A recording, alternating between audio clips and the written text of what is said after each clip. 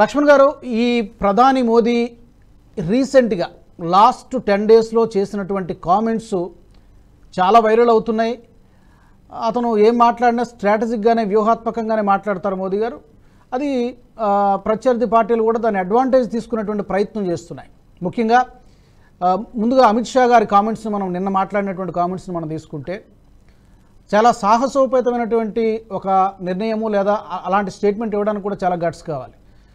దీని మీద మీ initial remarks ఏంటి? ఎన్నికలు కాబట్టి రాజకీయాలు మాట్లాడతారు. అది ఓటర్లను ఎలా ఆకర్షించాలనే ప్రయత్నాలు చేయటం అనేది అన్ని రాజకీయ పార్టీలకు సహజమే. కానీ సెంటిమెంట్ కి సంబంధించినటువంటి అంశం మనకు మొదటి నుంచి కూడా భారతదేశంలో ఇతర మతస్థుల కంటే, ఈవెన్ క్రిస్టియన్ మతస్థుల కంటే ముస్లిం మైనారిటీ లేక మతస్థులతో మనకు ఎన్ని ఇబ్బందులు వస్తున్నాయో, ఎన్ని మనము అంతర్గత దేశ భద్రత అంశంలో తీసుకున్నా, అలాగే మనం ఇక్కడ ఉంటూ ఇక్కడ నివాసం ఉంటూ ఇక్కడ అన్ని వనరులు అనుభవిస్తూ మనం కట్టే ట్యాక్సులతో అత్యధిక శాతం రిబేట్ పొందుతూ అంటే సబ్సిడీలు పొందుతున్నటువంటి కాశ్మీరులో ఎలా రగిలిపోయింది ఇంతకాలము పాకిస్తాన్ జిందాబాద్ అని నినాదము ఇవన్నీ చూసాం. చూసినప్పుడు ఇవాళ ఏం జరుగుతున్నది? సరే, మత రిజర్వేషన్లు అంటే ఆంధ్రప్రదేశ్ సంబంధించి రాజశేఖర్ టైంలో చేశారు, అది రాజ్యాంగ విరుద్ధం అన్నారు, కోర్టులు పోయారు, కొట్టేశారు. 50% దాటొద్దు అంటే మళ్ళీ దాన్ని తగ్గించి 5% పెట్టారు. మళ్ళీ దాని మీద రగడ వస్తున్నది. అది తెలుగు రాష్ట్రాలకు సంబంధించిన విషయం మనం తీసుకున్నప్పుడు వీటికంటే మించింది రాహుల్ గాంధీ ఏం చెప్తున్నాడు? ఆస్తుల మీద సర్వే జరగాలంటాడు. అంటే దేశంలో ఉన్నటువంటి ప్రజల యొక్క ఆస్తుల మీద సర్వే చేసి ఆయన ముస్లిం మైనార్టీలకు పంచిపెట్టాలా అనేటువంటి దురుద్దేశంతో మాట్లాడాడు. అది దురుద్దేశమే. అందులో అయితే ఆయన మనము ఆ వీడియో అంటే అతను మాట్లాడింది అందులో ఎస్సీ ఎస్టీలు బీసీలు అనే పదం వాడినా కూడా అతను ముస్లిం మైనార్టీలను ట్రస్ట్ చేసి చెప్పాడు. మరి ఈవెన్ ఇంతకుముందు 2006లో కూడా అప్పటి ప్రధాని మన్మోహన్ సింగ్ చేసినటువంటి వ్యాఖ్యలను కూడా తాజాగా ప్రధాని మోదీ ఉదహరించడం జరిగింది. మీరు కూడా చూసే ఉంటారు.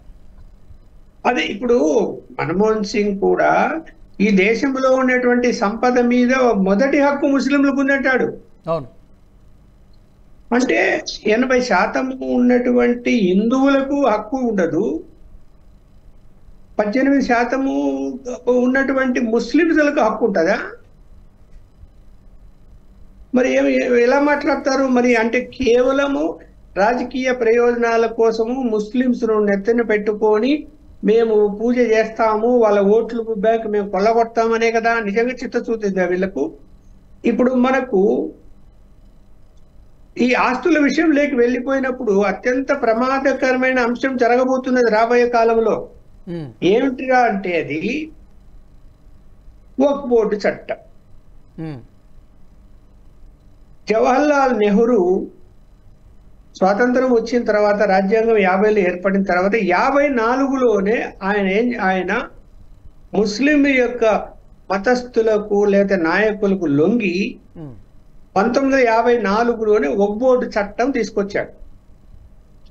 ఆ చట్టం తీసుకొచ్చిన తర్వాత ఇప్పుడు దేవాలయాల ఆస్తులకు సంబంధించినటువంటి ప్రొటెక్షన్ అలా ఉంటే, ప్రొటెక్షన్ చట్టమే లేదు. మసీదులకు ఉన్నటువంటి ఆస్తులను సంరక్షించేదానికి ఆ చట్టం తీసుకొచ్చారు. మళ్ళీ 95లో దానికి మరిన్ని పవర్స్ ఇవ్వడం కూడా జరిగినట్టుంది. 1995లో నాకు చెప్పనివ్వండి మిత్రమా, పోతుంది. చెప్పండి. మీరెందుకు జోక్ మధ్యలో దాన్ని యాడ్ చేస్తుంటారు? నేను కంప్లీట్ అయినాక మీరు అడగండి. చెప్పండి. దాన్ని 54లో ఉన్న వక్ఫ్ చట్టాన్ని 1964లో తెలివిగా మళ్ళా వక్ఫ్ బోర్డును ఏర్పాటు చేశారు. బోర్డును ఏర్పాటు చేసి ఆ బోర్డు పరిధిలోకి తీసుకొచ్చారు. అంటే వక్ఫ్ చట్టం అయితే మళ్ళీ ప్రభుత్వ కంట్రోల్లో, అంటే మైనారిటీ మినిస్ట్రీ కంట్రోల్లో ఉంటుంది కాబట్టి మళ్ళీ వక్ఫ్ బోర్డును తీసుకొచ్చి బోర్డుకు సంపూర్ణ అధికారాలు ఇచ్చి దాని మీద ఎలాంటి హక్కు ఎవరికి లేకుండా చేసి దానికి ఆ బోర్డుకి అప్పగించారు ఆస్తులన్నీ మొత్తం. బోర్డు యొక్క చట్టం ఏం చెప్తుంది? ఒక బోర్డు చట్టం దానికి సంబంధించిన ఆస్తులకు సంబంధించిన వచ్చే రెవెన్యూ మీద ఇన్కమ్ ట్యాక్స్ లేదు, తీసేశారు. జిఎస్టీ, ఇప్పుడు జిఎస్టీ అంటాం, అది కూడా లేదు. ఎక్కడ ఉందంటే చిన్న క్లాస్, అందులో కేవలం కమర్షియల్ అంటే వ్యాపార పరంగా ఏదైనా ఉపయోగించి ఉంటే అందులో మాత్రమే పన్ను కట్టాలని ఉంది. అది చూపరు. ఎంత గందరగోళం ఉందంటే వక్ఫ్ బోర్డు చట్ట ప్రకారము భూములు అమ్మడానికి లేదు, అంటే ఆస్తులు అమ్మడానికి లేదు, తర్వాత గిఫ్ట్గా ఇవ్వడానికి లేదు, తర్వాత తనఖా పెట్టడానికి వీలు లేదు. ఇన్ని ఉన్నా కూడా అందులో ఇవాళ ఒక కమిటీ ఏం చేశారు, అసలు ఎన్ని వక్ఫ్ బోర్డు ఆస్తులు ఉన్నాయి ఈ దేశంలో, ఏ విధంగా ఇవి కంట్రోల్లో ఉన్నాయా లేవా అని 2011లో కాంగ్రెస్ గవర్నమెంట్ లోనే శశత్ కుమార్ అనేటువంటి ఒక జస్టిస్ రిటైర్డ్ జడ్జితో కమిటీ వేస్తే వాళ్ళు లెక్కలు తెలిసారు. మీరు 1.2 లక్షల కోట్ల ఆస్తులు ఉన్నాయి ఈ వక్ఫ్ బోర్డుకి. అవును, మొత్తం ప్రాపర్టీస్ 1.2 లక్షల కోట్ల ఆస్తులు. అయితే వక్ఫ్ బోర్డు ఏం చెప్తుంది, దాని వాల్యూ మా పరిధిలో ఉన్నటువంటి మా స్థలాలకు సంబంధించినటువంటిది మా దగ్గర ఉన్నది కేవలం 12,000 కోట్ల ఆస్తులు అంటది. ఆ కమిటీ తేల్చిన భూములన్నీ ఏమయ్యాయి? ఇప్పుడు ప్రస్తుతం వక్ఫ్ బోర్డు చెప్తున్న 12 ఎక్కడ 1.2 లక్షల కోట్ల ఆస్తులు, ఎక్కడ 12,000 కోట్ల ఆస్తులు, తేడా ఉంది చూడండి చెప్తున్నది. ఒక ఎగ్జాంపుల్ చిన్నది చెప్తా ఏమైపోయింది అని. కేవలం కర్ణాటకలో ఎంటైర్ ఇండియా కంటే అత్యధికంగా వక్ఫ్ బోర్డు ఆస్తుల స్కామ్ జరిగింది కర్ణాటకలో. ఎప్పుడు? 2012కు ముందు 2700 ఎకరాల భూమి అన్యగ్రంథం అయిపోయింది. దాని విలువ 3,000 కోట్లు. మరి ఏం చెప్పాలా? ఇప్పుడు మళ్ళీ ఏం చేస్తున్నారు తెలుసా? కొత్తగా మీకు 2023 అంటే గత సంవత్సరము వక్ఫ్ బోర్డు ఒక ప్రతిపాదన పెట్టింది ఇప్పుడు కొత్తగా. ఏమని? ముస్లిం చారిటీస్ అనేటువంటి ఒక చారిటీస్ రిజిస్టర్ చేసిందట. అది చేసి ఈ భూములన్నీ కూడా చారిటీస్ కన్వర్ట్ చేయాలట. చారిటీస్ కన్వర్ట్ చేసి ఏమైపోతుంది? అమ్ముకునే హక్కు వస్తుంది. ఇష్టం వచ్చాడు ధరాదత్తం చేయొచ్చు ఇంకా వాటిని. అంత టైట్ గా చట్టం ఉన్నా కూడా ఆ భూములన్నీ ఏమైపోయాయో కూడా తెలియదు. ఇప్పుడు మళ్ళీ చారిటీస్ కు అప్పగిస్తే ఏమన్నా మిగులుతాయా? చూడండి, 2014లో కాంగ్రెస్ ప్రభుత్వం దిగిపోయేటప్పుడు ఢిల్లీలో నువ్వు ఇంత మనం మేల్కొని ఉన్నా కూడా, సమాజం అంతా చూస్తున్నా కూడా 2014లో కోట్లు విలువ చేసేటువంటి 123 ఆస్తులను ఢిల్లీలో ఉన్నటువంటి ప్రభుత్వ ఆస్తులను వక్ఫ్ బోర్డుకి అప్పగించింది కేంద్ర ప్రభుత్వం. అంటే అప్పుడు కాంగ్రెస్ ప్రభుత్వం. ఇంకేం మాట్లాడాలి చెప్పండి మరి? అంటే ఇంత అన్యాయం జరుగుతూ ఈ విధంగా చట్టాలు మార్చుకుంటూ వాళ్ళు ఇష్టం వచ్చినట్టు చేస్తూ ఉంటే, కానీ లెక్క ప్రకారం ఏంటి వాళ్ళ పరిస్థితి?